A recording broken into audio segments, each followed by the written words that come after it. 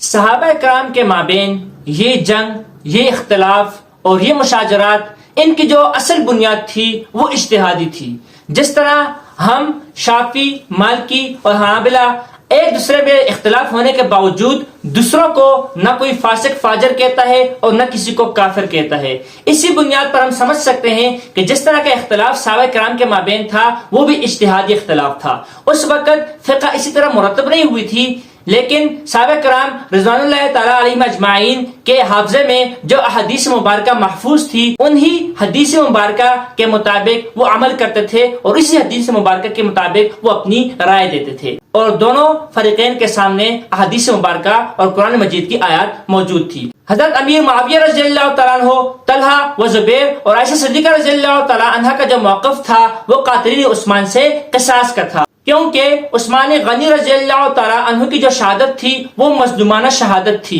اور ان کو جو شہید کرنے والے تھے وہ بلوائی اور سبائی تھے، اور نبی پاک صلی اللہ علیہ وآلہ وسلم کی حدیث مبارکہ کی روح سے جو انہوں نے عثمان غنی رضی اللہ تعالیٰ عنہ کے متعلق بتائی تھی کہ اے عثمان، اللہ تعالیٰ تمہیں خلافت کی چادر یا خلافت کی قمیص پہنائے گا تو تم منافقین کے کہنے پہ ہرگز وہ قمیص یا ہرگز وہ چادر نہ اتارنا۔ اب عثمان غنی رضی اللہ تعالیٰ عنہ کو جو خلافت سے معزول کرنا چاہ رہے تھے اور جنہوں نے عثمان غنی رضی اللہ تعالیٰ عنہ کو شہید کیا، اسی حدیث مبارکہ کی روح سے وہ منافق ٹھہرے تھے، اور اسی حدیث مبارکہ کی روح سے جو عائشہ صدیقہ، طلحہ زبیر اور معاویہ اہل شام والے قصاص عثمان کا مطالبہ کر رہے تھے، وہ اپنی جانب اجتہاد میں برحق تھے، اور علی رضی اللہ تعالیٰ عنہ کی تائید اور نصرت کرنے والے بھی حق بجانب لوگ تھے، اور وہ انہی حدیثوں کے مطابق عمل کر رہے تھے جس میں نبی پاک صلی اللہ علیہ وآلہ وسلم نے بار بار فرمایا تھا کہ حکام کی آپ نے تابعداری کرنی ہے، اگر حکام آپ کا حق بھی نہ دے اور آپ کا حق بھی کھا جائے تب بھی اس کے خلاف آپ نے نہیں جانا، بلکہ اس کے حکم کی آپ نے پیروی کرنی ہے۔ تو علی رضی اللہ تعالیٰ عنہ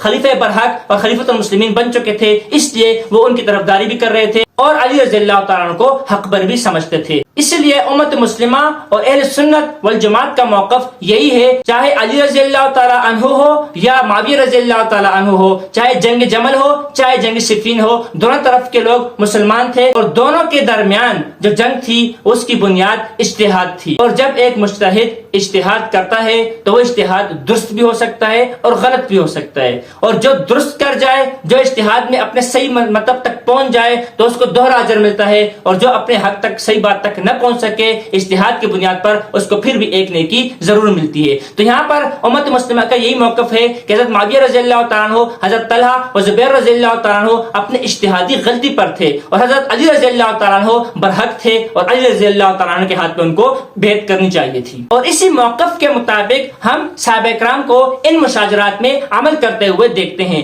کہ حضرت ابو ہریرہ رضی اللہ تعالیٰ عنہ علی کو برحق جانتے ہیں اور علی رضی اللہ تعالیٰ عنہ کی فوج میں شامل ہیں، لیکن جب کھانے کا وقت آتا ہے تو معاویہ رضی اللہ تعالیٰ عنہ کے ساتھ دسترخوان پہ شامل ہوتے ہیں۔ اس طرح جب مقتولین جنگ جمل کے ہوتے ہیں تو ان سب کی نماز جنازہ حضرت علی رضی اللہ تعالیٰ عنہ پڑھاتے ہیں، اور جنگ جمل کے خاتمے کے بعد اور معافی کا اعلان کرنے کے بعد حضرت علی رضی اللہ تعالیٰ عنہ 500 دراہم تقسیم کرتے ہیں، تو بالکل برابر جو جنگ جمل میں حضرت عائشہ صدیقہ رضی اللہ تعالیٰ عنہ کی فوج میں تھے ان کو بھی دیتے ہیں، اور جو اپنی فوج میں تھے ان میں بھی برابر حق کو تقسیم کرتے ہیں۔ اسی طرح ہم جنگ صفین میں جب دیکھتے ہیں، جب دونوں طرف سے مقتول ہوتے ہیں تو ان کو ایک ہی خندق میں دفن کیا جاتا ہے، اور جب جنگ صفین میں نمازوں کا وقت آتا ہے تو حضرت سفیان رضی اللہ تعالیٰ عنہ کے لشکر کے سپاہی حضرت علی رضی اللہ تعالیٰ عنہ کے پیچھے نماز ادا کرتے ہیں، اور اس طرح علی رضی اللہ تعالیٰ عنہ کے جو لشکر کے سپاہی ہیں ان کو موقع ملتا ہے وہ حضرت سفیان رضی اللہ تعالیٰ عنہ کے لشکر کے جو سالار ہیں ان کے پیچھے نماز ادا کرتے ہیں۔ جب نماز کا وقت ہوتا ہے تو دونوں ایک ہی دریا سے، ایک ہی ندی سے ایک ساتھ وضو کرتے ہیں اور ایک ساتھ نماز کے لیے کھڑے ہو جاتے ہیں، اور جب نماز کا وقت ختم ہوتا ہے تو پھر اپنی اپنی فوج میں شامل ہو کر پھر تلوار لے لیتے ہیں۔ تو اس سے اندازہ ہوتا ہے، ایک مرتبہ مالک اشتر نے جب جنگ صفین کے ایک مقتول کو دیکھا تو انا للہ پڑھی، تو علی رضی اللہ تعالیٰ نے دریافت فرمایا